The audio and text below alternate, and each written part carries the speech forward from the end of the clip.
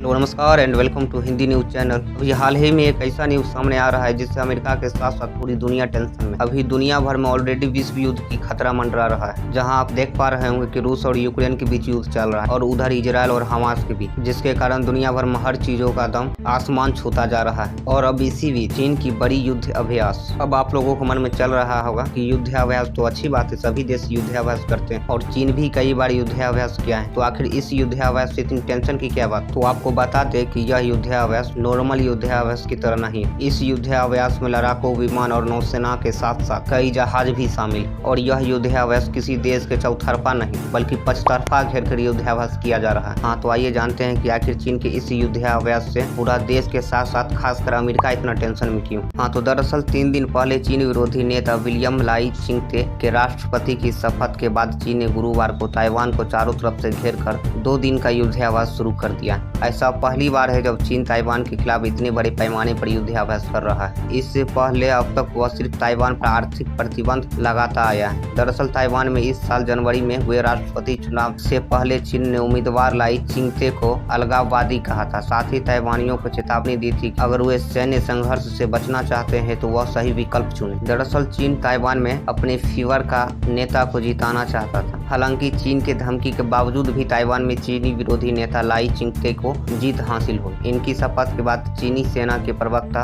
Colonel ली सी ने कहा था कि ताइवानियों को इसकी सजा मिलेगी। सी ने कहा था कि चीन की थल सेना, नौसेना और वायु सेना इस संयुक्त अभ्यास से ताइवान की आज़ादी को बढ़ावा देने वाले अलगाववादियों को जवाब देंगे। इस अभ्यास में लड़ाकू विमान, नौसेना के कई युद्धपोत भी शामिल। वहीं चीन की न्यूज एजेंसी सिन्हुआ के मुताबिक चीनी सेना के ईस्टर्न थिएटर कमांड ने यह युद्धाभ्यास स्थानीय समय अनुसार सुबह 7:45 में शुरू किया था। चीन ने इस अभ्यास को ज्वाइंट स्वाट 2024 ए नाम दिया। इसके अलावा ताइवान के आसपास के द्वीपों किनमेस, मात्सु, वुक्यू और डोंगियन में भी अभ्यास शुरू किया। ताइवान के नए राष्ट्रपति लाई चिंगते ने चीन से सैन्य अभ्यास रोकने को कहा। लाई ने चीन से अपील की है कि वह अपने आक्रोश को रोककर पूरे इलाके में शांति बनाए रखने की कोशिश करे। लाई के मुताबिक जिन द्वीपों के पास अभ्यास चल रहा है वे ताइवान के हैं। वहीं ताइवानी सेना को भी अलर्ट पर रखा गया जिससे पूरे इलाके में शांति बनी रहे। वहीं राष्ट्रपति बनने के बाद लाई चिंगते ने भी अपने पहले संबोधन में कहा था कि ताइवान स्वतंत्र देश है जो देश की संप्रभुता बनाए रखने के लिए कुछ भी कर सकता है। वहीं ताइवान सरकार अपने लोकतंत्र और आजादी को लेकर कोई भी समझौता नहीं करेगी। इसके अगले ही दिन चीनी विदेशी मंत्री वांग यी ने ताइवान पर पलटवार किया। उन्होंने कहा ताइवान के नए राष्ट्रपति लाई चिंगते और उनके साथियों ने अपनी हरकतों से देश ही नहीं बल्कि हमारे पूर्वजों को भी धोखा दिया।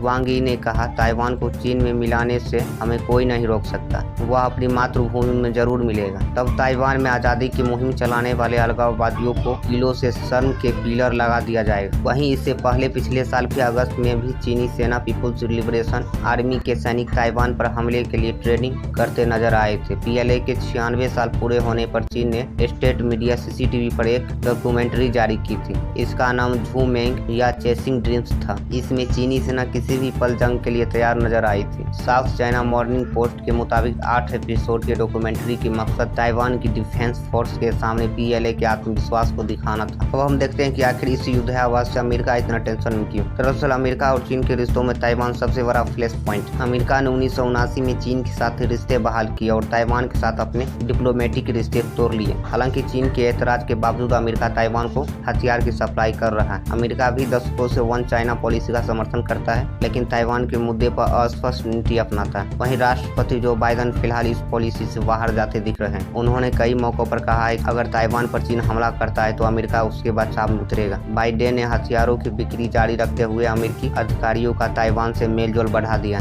इसका असर ये हुआ कि चीन ने ताइवान के हवाई और जलीय क्षेत्र में अपनी घुसपैठ आक्रमण कर दी। एनवाईटी में अमेरिकी विश्लेषकों के आधार पर छपी रिपोर्ट्स के मुताबिक चीन की सैन्य क्षमता इस हद तक बढ़ गई है कि ताइवान की रक्षा में अमेरिकी जीत की अब कोई गारंटी नहीं। चीन के पास अब दुनिया की सबसे बड़ी नौसेना है और अमेरिका वहां सीमित जहाज ही भेज सकता है। अगर चीन ने ताइवान पर कब्जा कर लिया तो पश्चिम प्रशांत महासागर में अपना दबदबा दिखाने लगेगा। इससे गुआम और हवाई द्वीपों पर मौजूद अमेरिका के मिलिट्री बेस को भी खतरा हो सकता है। इसलिए अमेरिका कतई नहीं चाहेगा कि ताइवान चीन में शामिल हो जाए और इसके लिए वो यथासंभव प्रयास करेगा। यदि चीन ताइवान पर आक्रमण कर देता है और ताइवान की सुरक्षा में अमेरिका भी उतर जाता है, तब विश्व युद्ध के होने से कोई नहीं रोक सकता और इस विश्व युद्ध से भूखमरी, बेरोजगारी और महंगाई इतनी आसमान छू जाएगी कि पूरा विश्व कई साल पीछे चला जाएगा। वैसे ये सब तो होता रहता है। आपको कमेंट में बताना है कि नंबर 1 पावरफुल देश की ओर जा रहे चाइना को किस प्रकार कंट्रोल किया जाए ताकि वह पागल हाथियों की तरह किसी को नुकसान ना पहुंचाए। तो आज के लिए इतना ही। इसी प्रकार के देश विदेश और सरकारी योजनाओं से जुड़े खबर पाने के लिए इस हिंदी न्यूज चैनल को सब्सक्राइब व प्यारा सा लाइक कर दें। जय हिंद, जय भारत, वंदे मातरम।